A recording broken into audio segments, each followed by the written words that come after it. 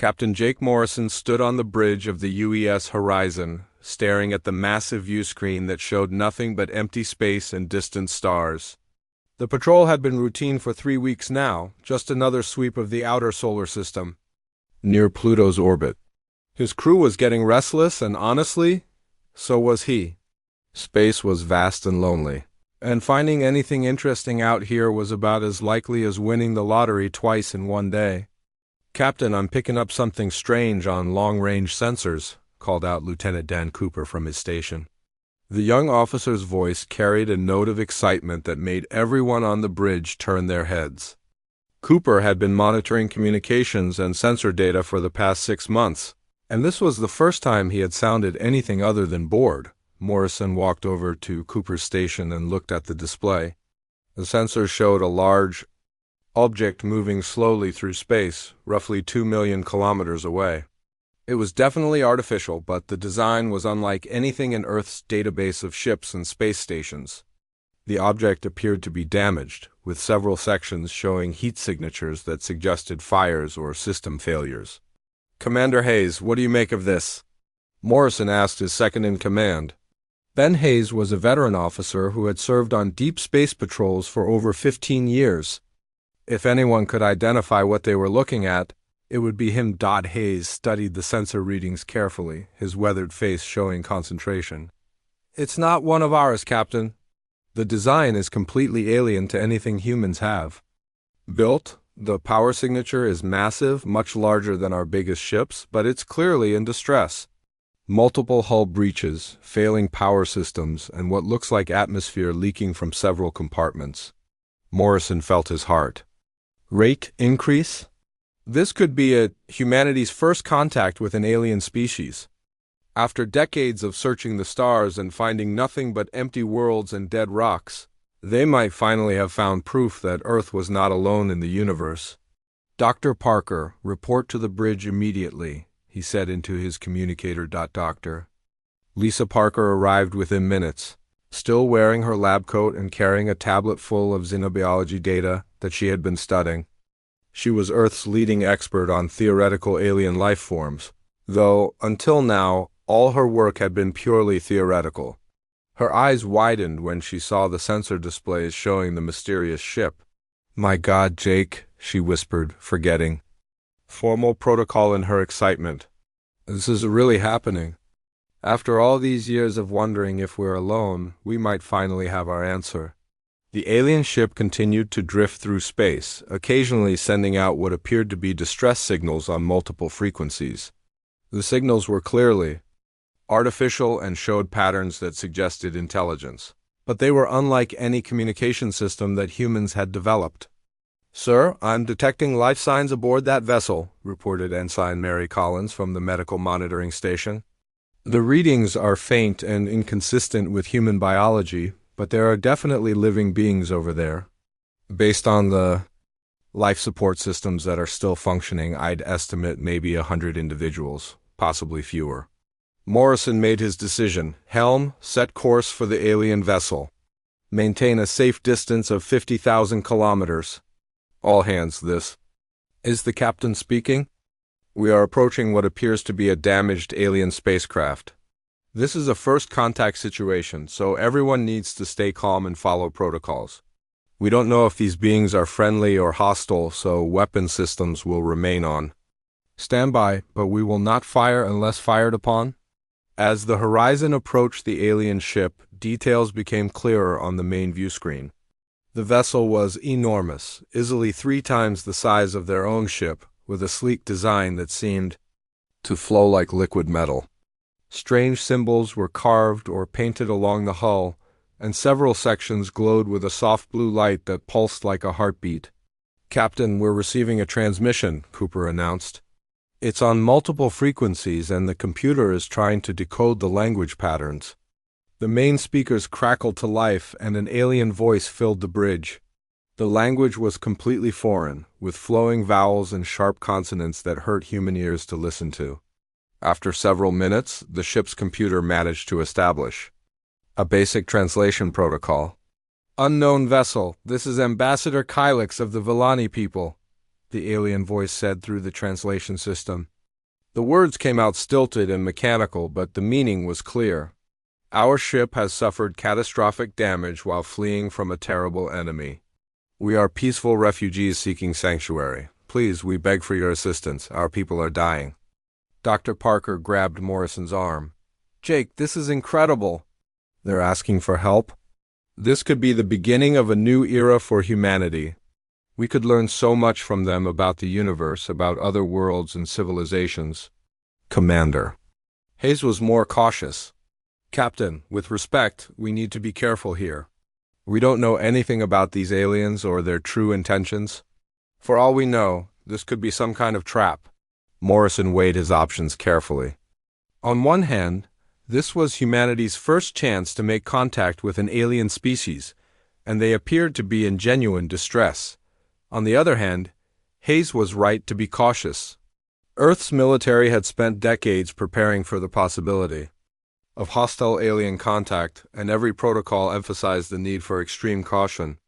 Open a channel, Morrison decided. This is Captain Jake Morrison of the Earth Defense Ship Horizon. We have received your distress call and are prepared to offer humanitarian assistance. However, for the safety of both our crews, we will need to establish proper protocols before any direct contact can occur. The alien voice responded immediately with what sounded like relief. Captain Morrison, thank you for responding to our call. I am Ambassador Kylix, and I speak for the surviving members of our crew. We are the Villani, and we come from a world that no longer exists. A powerful enemy called the Draktor Collective has destroyed our homeworld and hunts us across the galaxy. We seek only a safe place to rest and repair our vessel. Dr. Parker was practically vibrating with excitement as she listened to the exchange. Jake, think about what they're telling us. They're refugees from an interstellar war. This means there are multiple alien civilizations out there, some hostile and some peaceful. We could be looking at joining a much larger galactic community. Over the next several hours, the Horizon crew worked to establish better communication with the Villani ship. The aliens shared basic information about their biology and their situation, explaining that they were indeed refugees who had been traveling through space for months. Seeking a safe haven, the Villani described themselves as peaceful scientists and scholars who had never engaged in warfare before the Draktor Collective attacked their world. They offered to share their advanced technology with humanity in exchange for protection and sanctuary within human space. Morrison contacted Admiral Kate Sullivan at Luna Station, Earth's primary defense command center, to report the situation. The Admiral listened carefully to his report and authorized limited humanitarian aid while maintaining strict security protocols. As the first day of contact ended, Morrison looked out at the alien ship and wondered what this moment would mean for humanity's future. 3 months had passed since first contact with the Villani, and Earth had welcomed nearly 4,000 alien refugees across 12 different colony worlds. Dr. Lisa Parker found herself working 16-hour days in the xenobiology labs on Mars Station, studying Villani technology and culture alongside Ambassador Kylix and his team of scientists. The work was fascinating, and every day brought new discoveries about alien biology and their advanced quantum drive systems. The Villani had proven to be remarkably helpful guests. They shared detailed information about their homeworld, their scientific achievements, and even basic star charts showing other inhabited systems throughout the galaxy. Their technology was centuries ahead of human science, particularly in the areas of energy manipulation and faster-than-light travel. Earth's engineers were working around the clock to understand and adapt Villani innovations to human ships. Dr. Parker spent most of her time with Kylix and 2 other Villani scientists named Vextar and Miliona. They were patient teachers, explaining complex concepts in terms that humans could understand. The Villani claimed their species had always been peaceful, focused on scientific research and philosophical discussion rather than warfare or expansion. Your species shows great promise, Dr. Parker, Kylix told her one afternoon as they worked on analyzing quantum field equations. We believe humans have the potential to become valuable members of the galactic community. Your minds work in ways that complement our own thinking patterns. Meanwhile, Lieutenant Don Cooper was having very different experiences with the Villani refugees. As part of his intelligence duties, Cooper was responsible for monitoring alien communications and ensuring that Earth's security remained intact. Over the past month, he had begun noticing things that bothered him.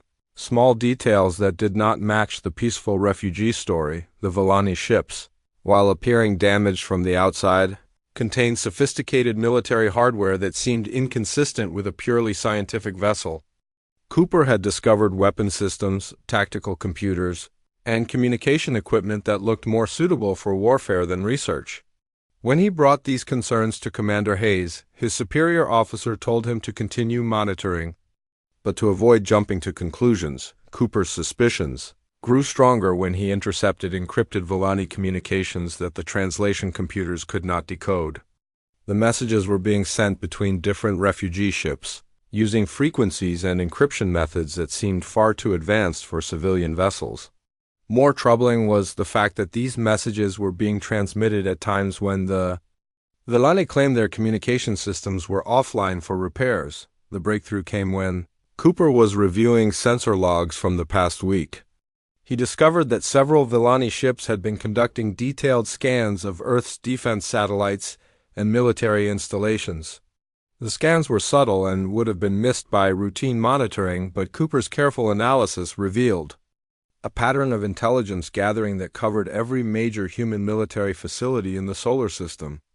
"Commander Hayes, I need to show you something," Cooper said, requesting an urgent meeting with his superior officer. Hayes arrived at the intelligence center within minutes, and Cooper presented his findings on the main display screen. "Sir, look at these communication patterns and scanning activities. The Villani have been systematically mapping our entire defense network. They know the location, capabilities, and weaknesses of every human military installation from Mercury to Neptune. This isn't the behavior of grateful refugees." Hayes studied the data carefully, his expression growing more serious with each piece of evidence. "Don, this is extremely troubling. If what you're showing me is accurate, then we've been harboring enemy agents rather than refugees. I need to take this directly to Captain Morrison and Admiral Sullivan." The next morning, Captain Morrison received an encrypted message from Luna Station, ordering him to return to Earth immediately for an urgent security briefing. Morrison left the Horizon under Commander Hayes' command and took a fast courier ship to Earth, where Admiral Sullivan was waiting with disturbing news. "Jake, we have a problem," Admiral Sullivan said as soon as Morrison arrived at the briefing room. "Intelligence analysis suggests that our Villani guests are not what they appear to be. We have evidence of systematic espionage activities and military reconnaissance disguised as refugee operations." Admiral Sullivan showed Morrison the same data that Cooper had compiled, along with additional evidence gathered by intelligence services across the solar system. The pattern was clear. The Villani were conducting a comprehensive intelligence operation against human military capabilities. "We're going to confront Ambassador Kylix directly," Admiral Sullivan decided. "I want you to be present when we reveal what we know. We need to understand their true intentions and whether Earth is facing an immediate threat." The confrontation took place in a secure conference room on Luna Station. Ambassador Kylix arrived with two of his advisors, expecting another routine diplomatic meeting. Instead, they found themselves facing Admiral Sullivan, Captain Morrison, and a room full of human military officers with serious expressions. "Ambassador Kylix, we need to discuss some concerning activities that have been detected among your people," Admiral Sullivan began. She activated the main display and showed the evidence of Villani scanning operations and encrypted communications. Kylix's reaction was immediate and telling. Instead of confusion or surprise, the alien's body language shifted to something more defensive and calculating. His advisors exchanged glances that suggested they had been expecting this moment. "Admiral Sullivan, I believe there has been some misunderstanding," Kylix said carefully. "Any scanning activities were purely defensive in nature. We needed to understand the security situation in this system to ensure our own safety from Draktor pursuit." Captain Morrison stepped forward. Ambassador, we have detected systematic intelligence gathering on a scale that goes far beyond defensive measures. You've mapped every human military installation, communication relay, and weapons platform in the solar system. That's not defensive reconnaissance, that's preparation for an attack. The room fell silent as Kylix seemed to consider his options. After a long moment, the alien's demeanor changed completely. The friendly, grateful refugee mask disappeared, replaced by something cold and calculating. Very well, Kylix said with a slight smile that looked wrong on his alien features. Your species is more observant than most. Yes, we have been gathering intelligence about your capabilities. It was necessary to complete our mission. What mission? Admiral Sullivan demanded. The integration of humanity into the Drachter Collective, Kylix replied calmly. You see, Admiral, there is no war between the Villani and the Collective. We are both part of the same galactic empire. My people were sent here as advanced scouts to evaluate human military capabilities and determine the best method for bringing your species into the Collective. The humans in the room stared at Kylix in shock as the full scope of the deception became clear. Morrison felt anger rising in his chest as he realized how completely they had been fooled. We expected you to surrender peacefully once you learned of our vast empire, Kylix continued.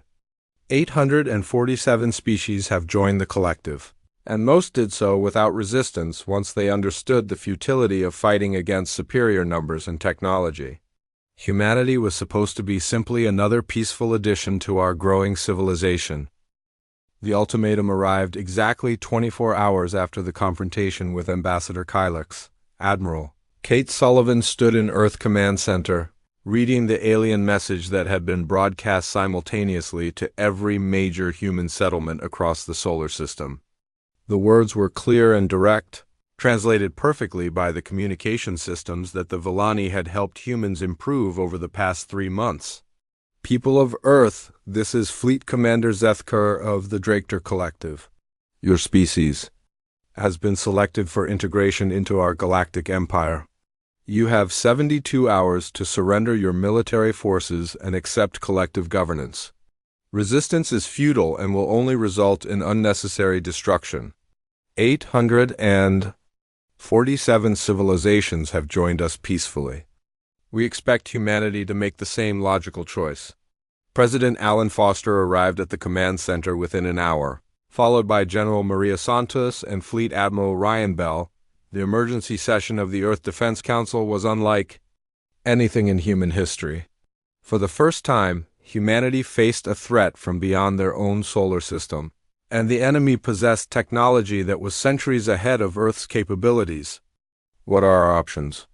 President Foster asked as he studied the tactical displays showing collective fleet positions detected at the edge of the solar system. Long-range sensors indicated at least 200 massive ships, each one larger than humanity's biggest dreadnought. General Santos spoke first. Mr. President, from a purely military standpoint, the situation looks hopeless. Our intelligence estimates suggest that each collective ship has firepower equivalent to our entire Earth defense fleet. They have shields, weapons, and propulsion. Systems that we can barely understand, let alone match. Admiral Bell nodded grimly. Our biggest advantage is that we know our own solar system better than they do. We have defensive positions, minefields, and weapon platforms scattered throughout the system. But honestly, sir, if they decide to fight, we're looking at total defeat within days, maybe hours. Dr. Lisa Parker had been brought to the meeting as the leading expert on Villani and collective technology. She felt sick knowing that her months of collaborative research had been part of an elaborate intelligence operation, but her knowledge was now crucial for Earth's survival. There might be weaknesses we can exploit, Dr. Parker said, activating a holographic display showing Villani ship schematics. During my work with them, I noticed that their shield systems have specific frequency vulnerabilities. They're designed to deflect certain types of energy weapons, but they might not be effective against kinetic projectiles or our antimatter torpedoes. Admiral Sullivan studied the technical data carefully. Lisa, are you saying that our weapons might actually be able to damage their ships? It's possible, Dr. Parker replied. Their technology is more advanced, but it's also more specialized. They've never encountered human weapons design, so their defenses might not be calibrated for our specific approach to warfare. Ambassador Kylix, who had been held under guard since his confession, was brought to the meeting under heavy security. The alien looked confident and slightly amused by the human discussions of military resistance. You cannot seriously be considering warfare against the collective, Kylix said with what humans had learned to recognize as alien laughter. Your species has impressive determination, but determination cannot overcome simple mathematics. We have fought and defeated civilizations far more advanced than humanity. President Foster looked directly at the alien ambassador. You keep mentioning these 847 species that joined peacefully. What happened to the ones that didn't surrender? Kylix's expression became more serious. There have been very few who chose resistance over logic. Those civilizations no longer exist. The collective does not waste time with prolonged conflicts. We prefer integration, but we will accept elimination if necessary. The room fell silent as the implications of Kylix's words sank in. Humanity was facing a choice between slavery and extinction, with no middle ground offered by their alien enemies. Captain Jake Morrison, who had been listening quietly, finally spoke up. Ambassador, you keep talking about logic and mathematics, but you're missing something important about humans. We don't make decisions based purely on logic, we make them based on principle. Principle is a luxury that weak species cannot afford. Kylix replied dismissively. Admiral Sullivan made her decision. Mr. President, I recommend that we reject the collective ultimatum and prepare for war. Yes, we're outgunned and outnumbered, but we're not defenseless. More importantly, if we surrender now, humanity will cease to exist as a free species. General Santos supported the Admiral's recommendation. Sir, the collective expects us to surrender because that's what every other species has done. They're not prepared for a fight because they've never had to fight. That might give us an advantage. Dr. Parker pulled up additional technical data on her tablet. I've been analyzing the weapon signatures from the Villani ships. Their energy weapons are incredibly powerful, but they require significant charging time between shots. Our missiles and kinetic weapons could potentially overwhelm their defenses through sheer volume of fire. Fleet Admiral Bell began outlining potential battle strategies. We have advantages they don't expect. Our ships are smaller and more maneuverable. We can use the asteroid belt for cover and conduct hit-and-run attacks. Most importantly, we can sacrifice ships and crews in ways that their unified command structure probably can't match. Captain Morrison nodded. Every human military officer has studied historical battles where smaller forces defeated larger ones through superior tactics and willingness to take casualties. The collective has never faced an enemy willing to die rather than surrender. President Foster listened to all the arguments before making his decision. The United Earth government officially rejects the collective ultimatum. Admiral Sullivan, you have authorization to deploy all available military assets in defense of human territory. Dr. Parker, I want you working with our weapons designers to find every possible weakness in their technology. The next 48 hours were a frenzy of military preparation. Human shipyards worked around the clock to retrofit vessels with captured Villani shield technology and to mass-produce antimatter torpedoes. Captain Morrison returned to the UES Horizon, while Captain Steve Mitchell took command of the newest human dreadnought, the UES Retribution, throughout the solar system. Human defense forces prepared for the largest battle in their species' history. Weapons platforms were armed, fighter squadrons were deployed, and evacuation procedures were initiated for civilian populations on outer colonies. Ambassador Kylix watched the human preparations with growing confusion. In his species' experience, inferior civilizations always chose survival over principles when faced with overwhelming force.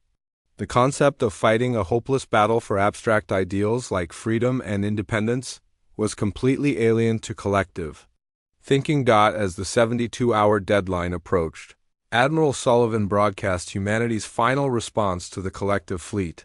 This is Admiral Kate Sullivan of the Earth Defense Forces. Humanity rejects your demand for surrender. We will fight for our freedom with every ship, every weapon, and every life we possess. If you want our worlds, you'll have to take them. The Draketer collective fleet emerged from hyperspace at the edge of the solar system like a wall of metal and death. Fleet Commander Zethkar stood on the bridge of his flagship, the massive dreadnought Eternal Dominion, watching his tactical displays with satisfaction.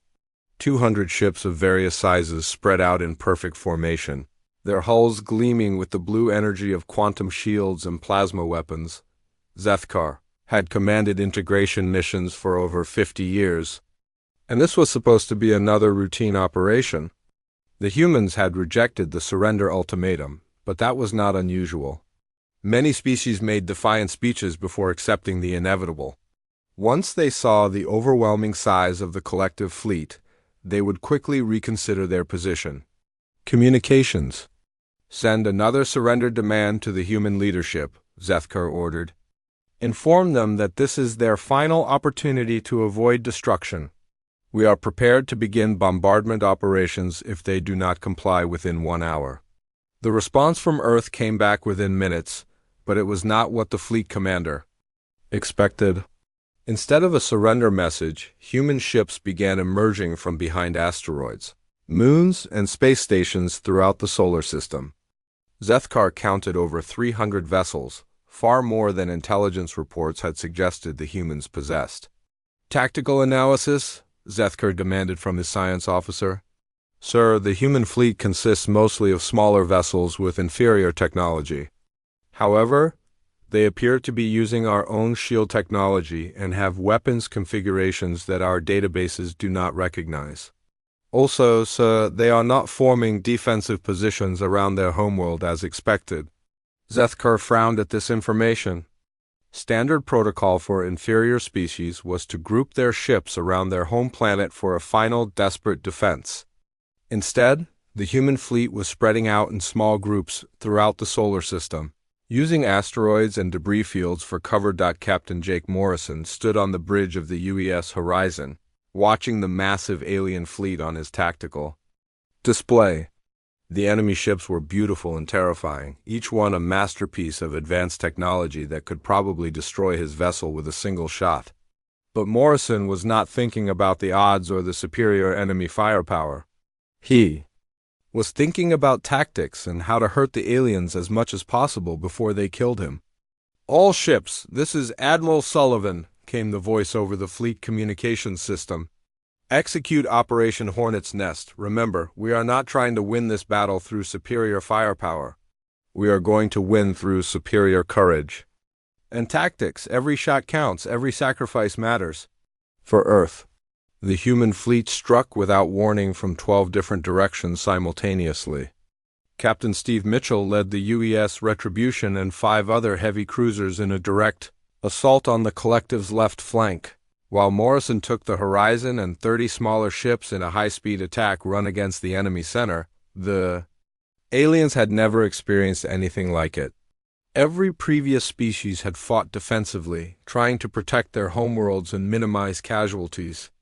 The humans attacked like predators, accepting terrible losses to inflict damage on the enemy fleet. Commander Ben Hayes led his fighter squadron in a suicidal run against a collective capital ship, dodging plasma bolts and energy beams while his pilots fired everything they had at the alien vessel's shield generators. Half his squadron was destroyed in the first 30 seconds. But the survivors managed to overload the enemy shields and deliver a massive antimatter torpedo directly into the ship's hull. Impossible, Zethkar muttered as he watched one of his heavy cruisers explode in a ball of fire and debris. How are they penetrating our defenses? His science officer was frantically analyzing the battle data. Sir, their weapons are crude, but effective. They are using mass drivers and kinetic projectiles that our shields are not calibrated to stop. Also, they appear to be using ramming attacks and self-destruct protocols that we have never encountered before. Dr. Lisa Parker, working from a tactical coordination center on Mars, was feeding real-time intelligence to the human fleet. Her months of studying Villani technology were now being used to identify weak points in alien ship designs and optimal attack vectors for human weapons. Captain Morrison, target the blue energy nodes on the sides of their ships. Dr. Parker's voice came through his communicator. Those are their shield generators. If you can overload them with sustained kinetic fire, their defenses will collapse. Morrison relayed the information to his weapons officer and watched as human ships throughout the system began focusing their attacks on the specific weak points that Dr. Parker had identified. The results were immediate and devastating. Collective ships that had seemed invulnerable moments before began losing their shields and taking hull damage. Lieutenant Don Cooper was coordinating electronic warfare operations from a stealth ship hidden in the asteroid belt.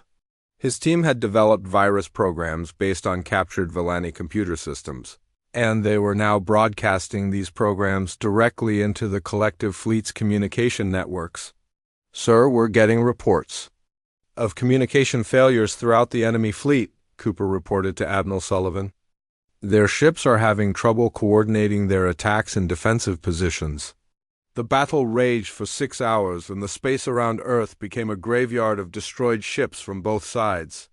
The humans lost over half their fleet, but they had destroyed nearly 40 collective vessels and damaged many more. More importantly, they had proven that the mighty collective could bleed. Captain Mitchell watched as the U's Retribution took another direct hit from a plasma cannon, killing 12 of his crew members instantly. His ship was barely holding together, but he could see that the enemy flagship was also damaged and vulnerable. All remaining ships, this is Mitchell, he broadcast on all frequencies. I'm making a ramming run on their command ship. Cover me as long as you can. The Retribution accelerated toward the Eternal Dominion at maximum speed, its hull glowing red from weapons fire and structural damage. Mitchell's crew worked frantically to keep the engines running and the weapons firing even as their ship fell. Apart around them, Zethkar watched in horror as the human dreadnought bore down on his flagship like a guided missile. He had never seen anything like it in 50 years of collective service. No species had ever attempted to ram a capital ship with another capital ship. Evasive maneuvers. Zethkar screamed, but it was too late. The Retribution struck the Eternal Dominion amidships at nearly half the speed of light, and both ships disappeared in a nuclear fireball that could be seen from Earth.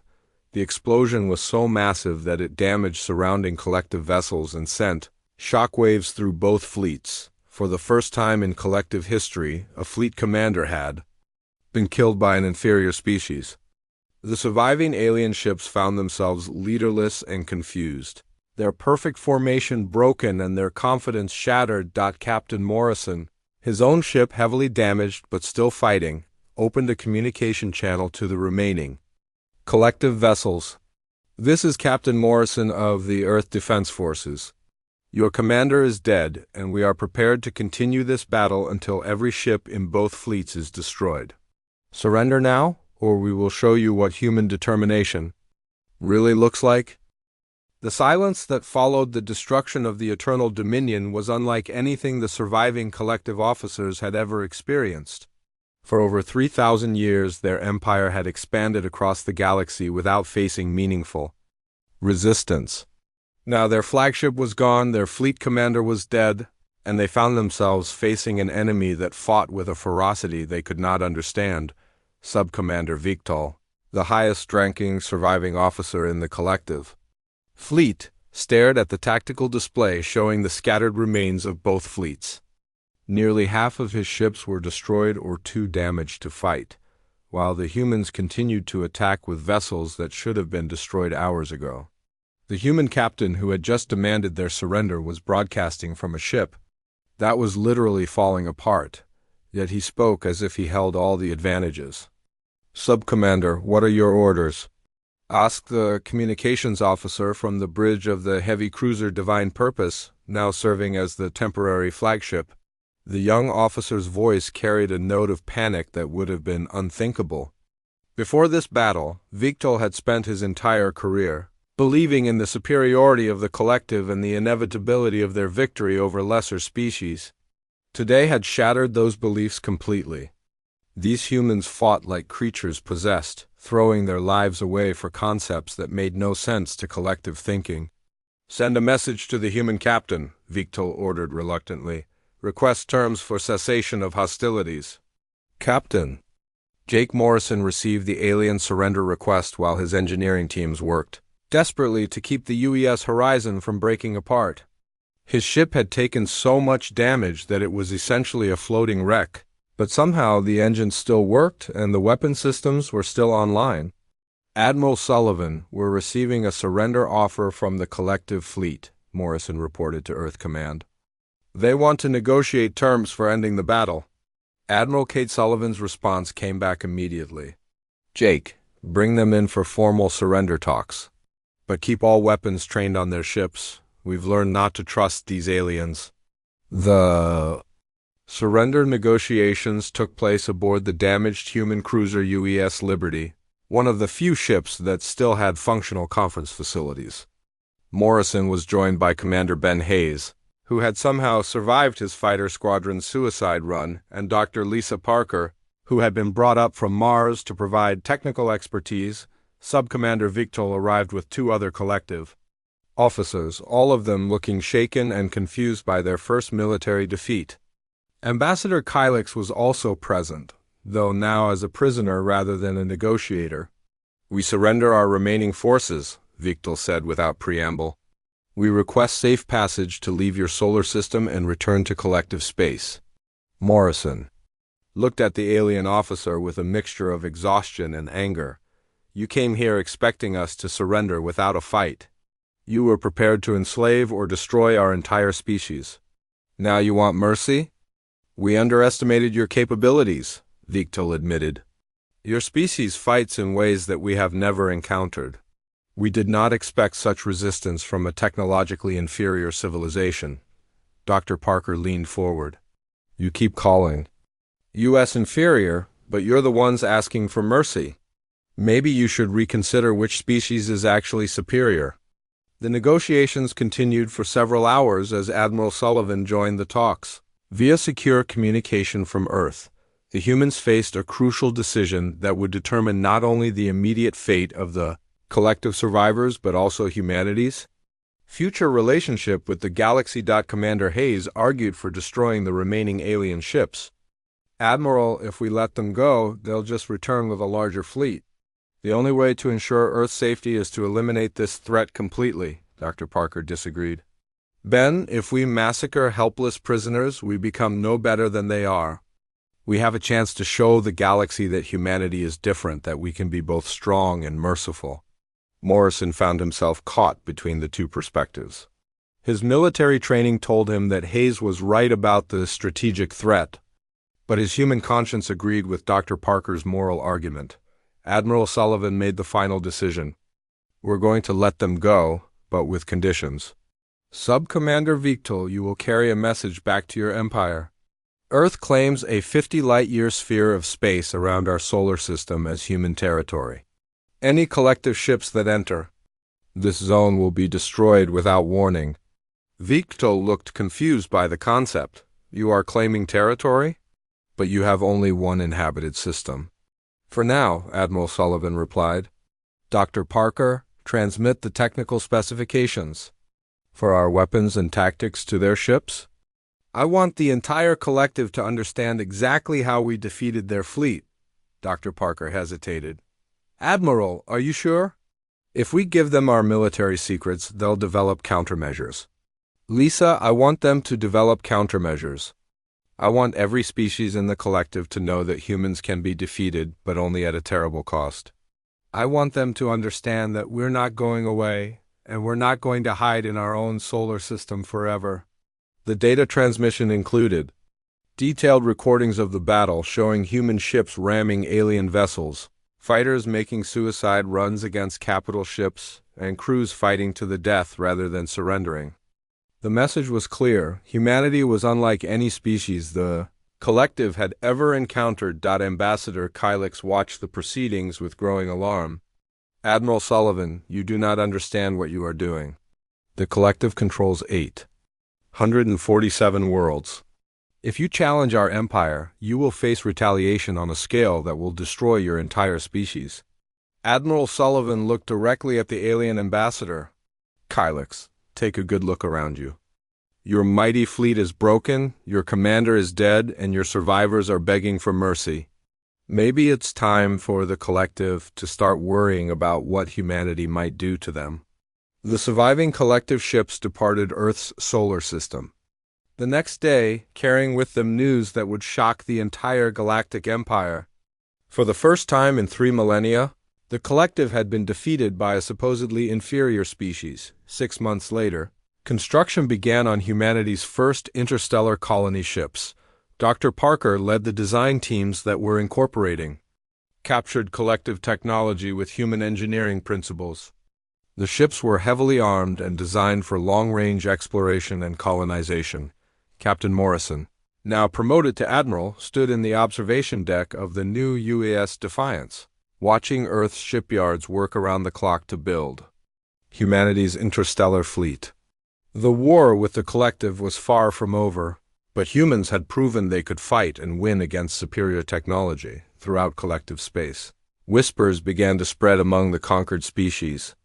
There was a new power in the galaxy, a species that had refused to kneel and had made the mighty collective bleed. Some worlds began to wonder if freedom was possible after all. Admiral Sullivan received reports that 3 former collective worlds had declared independence, inspired by humanity's example. The galaxy was changing, and Earth stood at the center of a new age where freedom was worth fighting for, no matter the odds.